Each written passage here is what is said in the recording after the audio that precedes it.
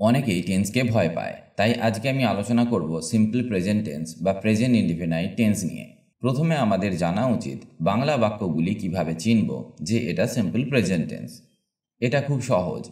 যেমন বাংলায় আমরা প্রায়ই এগুলি যোগ করে বাক্য বলে থাকি। করি, করো, করে, যাই, যাও, যায়, খাই, খাও, খায় ইত্যাদি। যেমন আমি ভাত খাই, তুমি ভাত খাও, সে ভাত খায়, তারা ভাত খায়।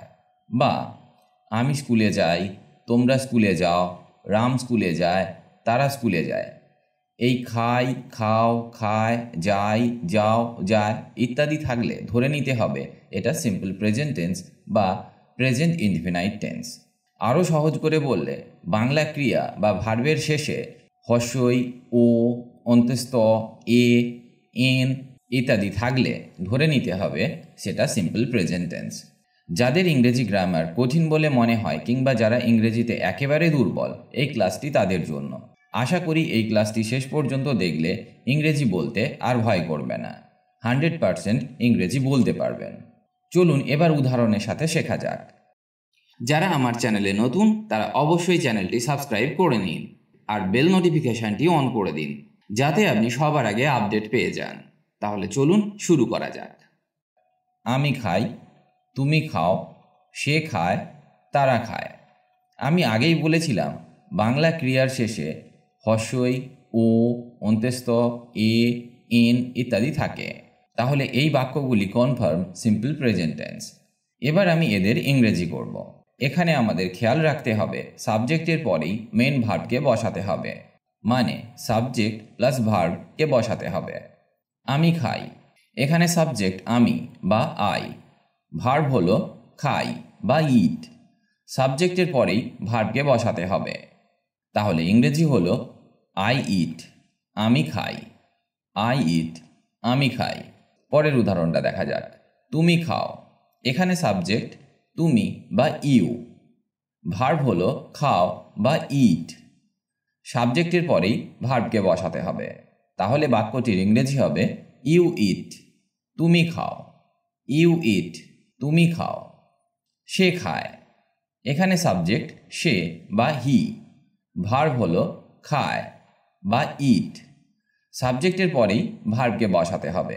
কিন্তু এখানে হি ইট বললে হবে না, বলতে হবে হি ইটস।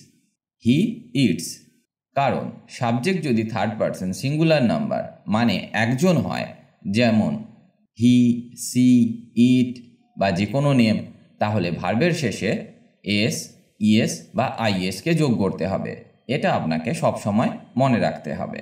তাই সে খায় এর ইংরেজি হবে হি ইটস। তারা খায়, এখানে সাবজেক্ট তারা বা দে, ভার্ব হলো খায় বা ইট। এবার সাবজেক্টের পরেই ভার্বকে বসাতে হবে। তাহলে ইংরেজি হলো দে ইট, তারা খায়। দে ইট, তারা খায়। আরও কয়েকটা উদাহরণ দেখা যাক। আমি করি, আই ডু। আই ডু, তুমি করো, ইউ ডু। You do. সে করে, হি ডাজ। হি ডাজ, কারণ হি হলো থার্ড পারসন সিঙ্গুলার নাম্বার, তাই ডুয়ের শেষে ইএসকে যোগ করতে হবে। সে করে, হি ডাজ। এবার বাক্যে যদি অবজেক্ট থাকে তাহলে কিভাবে ইংরেজি করব। যেমন উদাহরণ দেখা যাক। আমি ভাত খাই, তোমরা ভাত খাও, সে ভাত খায়। এই বাক্যগুলিতে অবজেক্ট হলো ভাত। আমি কি খাই? উত্তর আমি ভাত খাই।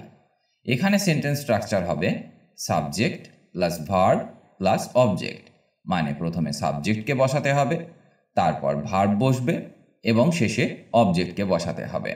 একটু আগেই আমরা শিখেছি সাবজেক্ট প্লাস ভার্ব, কারণ সেই বাক্যগুলিতে অবজেক্ট ছিল না। এবার এই বাক্যগুলির ইংরেজি করা যাক। আমি ভাত খাই, বাংলা বলার সময় আমরা সাবজেক্টের পরেই অবজেক্টকে বসাই। আমি ভাত খাই, এখানে আমি ইংরেজি আই, ভাত ইংরেজি রাইস, খাই ইংরেজি ইট। এবার যদি বলি আই রাইস ইট, তাহলে বাক্যটি পুরোপুরি ভুল হয়ে যাবে। তাই এই বাক্যটির সঠিক ইংরেজি হবে, ইংরেজি করার সময় সাবজেক্টের পরেই ভার্বকে বসাতে হবে। যেমন আই ইট রাইস, এখানে ইট হলো ভার্ব। I eat rice. পরের উদাহরণটা দেখা যাক। তোমরা ভাত খাও, ইউ ইট রাইস। এখানে ইউ হলো সাবজেক্ট, তারপরে ইট হলো ভার্ব, রাইস হলো অবজেক্ট। সে ভাত খায়, he eats rice. He eats rice, এখানে হি সাবজেক্ট, যেহেতু হি থার্ড পারসন সিঙ্গুলার নাম্বার তাই ভার্বের শেষে এসকে যোগ করা হয়েছে, ইট হয়ে গেল ইটস। হি ইটস আর অবজেক্ট হলো রাইস, তাহলে ইংরেজি হবে হি ইটস রাইস। এবার প্রশ্ন হলো ইংরেজি বাক্য কিভাবে চিনব যে এটা সিম্পল প্রেজেন্ট টেন্স। একদম সহজ। যদি বাক্যে আমরা দেখতে পাই do, does, it, it's, go, goes, give, gives ইত্যাদি, যদি দেখি সাবজেক্টের পরে মূল ভার্বকে বসানো হয়েছে, তাহলে সেটা হবে সিম্পল প্রেজেন্ট টেন্স।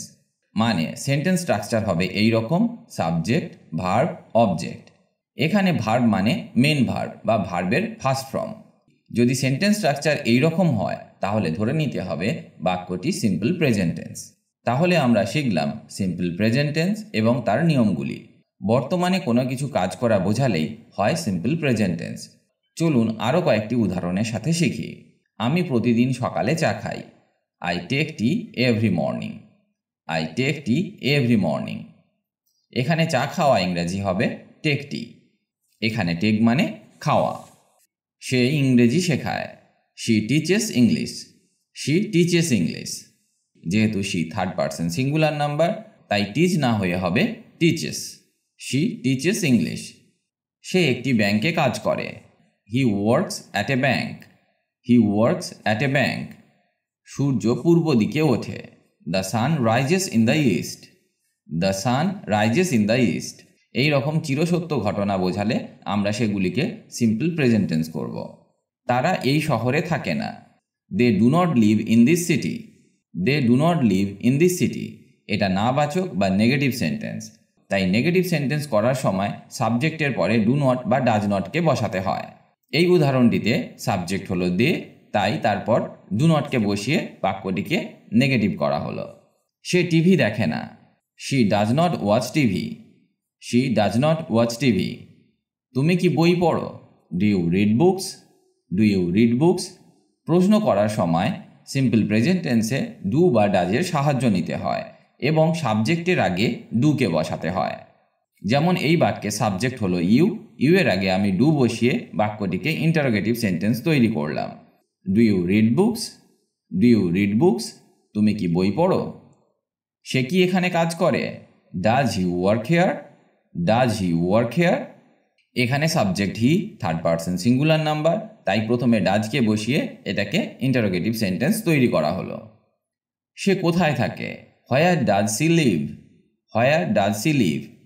এখানে হোয়ার হলো ডব্লিউএইচ ওয়ার্ড, তাই ডব্লিউএইচ ওয়ার্ড থাকলে সেন্টেন্স স্ট্রাকচার হবে এই রকম: প্রথমে ডব্লিউএইচ ওয়ার্ডকে বসাতে হবে, তারপর সাবজেক্ট অনুসারে ডু অথবা ডাজকে বসাতে হবে, তারপর সাবজেক্ট বসবে, তারপর ভার্ব, তারপর অবজেক্ট এবং শেষে ইন্টারোগেটিভ সাইনকে বসাতে হবে। এই সেন্টেন্স স্ট্রাকচারটা আপনাকে মনে রাখতে হবে। আর একটা উদাহরণ দেখা যাক। সে কেন কাঁদে, why does he Cry. Why does he Cry. এখানে হোয়াই হলো ডব্লিউএইচ ওয়ার্ড, যেহেতু এখানে subject he third person singular number তাই ডাজকে বসাতে হবে, তারপর হি সাবজেক্ট বসেছে এবং শেষে ভার্ব ক্রাইকে বসানো হয়েছে। আশা করি আমি সিম্পল প্রেজেন্ট টেন্স আপনাকে বোঝাতে পেরেছি। আবার দেখা হবে পরের ক্লাসে। সবাই ভালো থাকুন আর আমার সাথে ইংরেজি শিখতে থাকুন।